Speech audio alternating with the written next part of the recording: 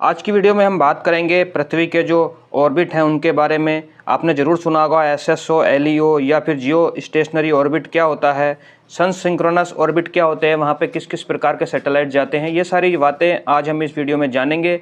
मेरा नाम है अरुण कुमार और आप देखना शुरू कर चुके हैं T2 क्लासेस। तो चलिए वीडियो को शुरू कर लेते हैं।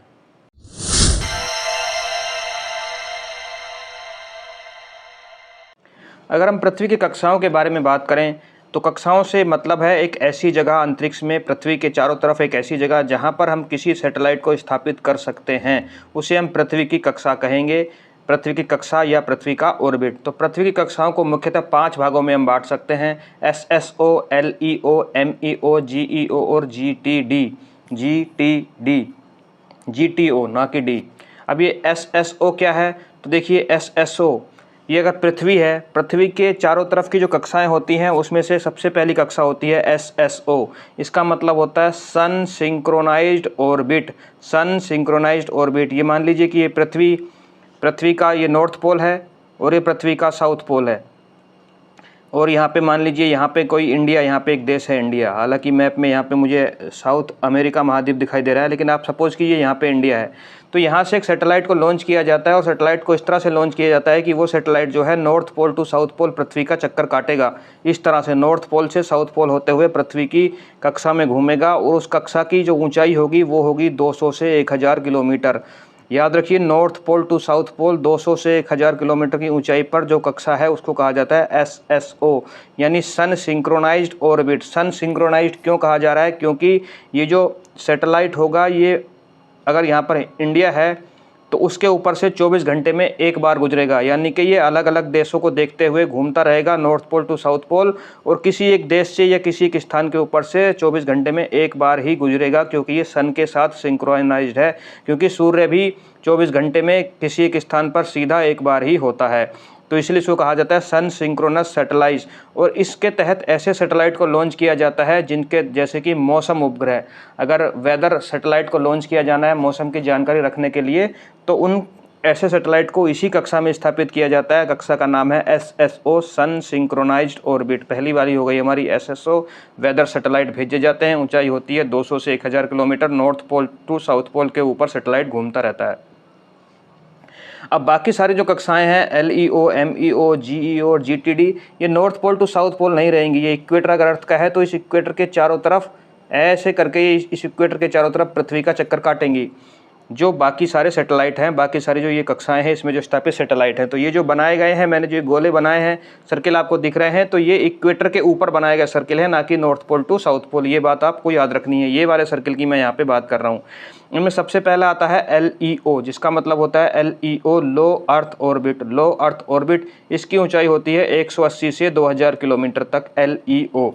दूसरी वाली जो कक्षा है उसका नाम है मीडियम अर्थ ऑर्बिट, एमईओ। इसकी ऊंचाई है 2000 किलोमीटर से लेके 35,780 किलोमीटर। 2000 किलोमीटर से लेके 35,780 किलोमीटर। अब इन दोनों कक्षाओं में अलग अलग मिशन के अलग अलग ज़रूरत के हिसाब से सैटेलाइट को स्थापित किया जा सकता है। जो तीसरी और इम्पोर्टेंट कक्षा है उसका नाम है जीईओ, जियो स्टेशनरी ऑर्बिट। जियो स्टेशनरी ऑर्बिट इसको क्यों कहा जा रहा है?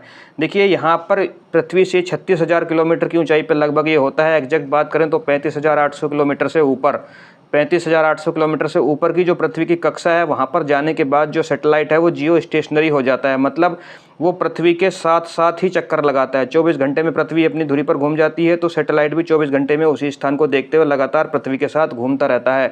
मतलब ये सैटेलाइट जो है पृथ्वी के किसी एक स्थान को लगातार देखता रहेगा। जियो स्टेशनरी हो गया है, इसीलिए इस कक्षा का नाम ही है जियो स्टेशनरी ऑर्बिट। और यहाँ पर कम्युनिकेशन सैटेलाइट को भेजा जाता है, जैसे कि टीवी कम्युनिकेशन होता है, जो टीवी चैनल्स हैं उनके सैटेलाइट्स होते हैं, वो जियो स्टेशनरी ऑर्बिट में रहते हैं, क्योंकि वो लगातार एक ही स्थान को देख रहे होते हैं। अब इंडिया का टीवी चैनल है तो उसको इंडिया को ही प्रसारित करना है, उसको किसी और देश के देखने का कोई मतलब ही नहीं बनता है। तो जियो स्टेशनरी ऑर्बिट में ऐसे ही सैटेलाइट भेजे जाते हैं जिनको लगातार किसी एक स्थान की निगरानी करनी होती है। ठीक है, 24 घंटे में जियो स्टेशनरी सैटेलाइट पृथ्वी का चक्कर लगा लेते हैं, मतलब पृथ्वी के साथ साथ ही घूमते हैं, क्योंकि पृथ्वी भी 24 घंटे में अपनी दूरी पर घूम जाती है। सबसे आखिरी वाली जो कक्षा है उसका नाम है जीटीओ, जियो स्टेशनरी ट्रांसफ़र ऑर्बिट। तो 36,000 किलोमीटर से ऊपर की ऊंचाई पर यानी 35,800 से लेकर 36,000 तक तो हमारा जियो स्टेशनरी ऑर्बिट है। उसके ऊपर अगर हमें किसी सैटेलाइट को पृथ्वी की कक्षा से बाहर भेजना है तो उसको पहले हमें GTO में ले जाना पड़ेगा।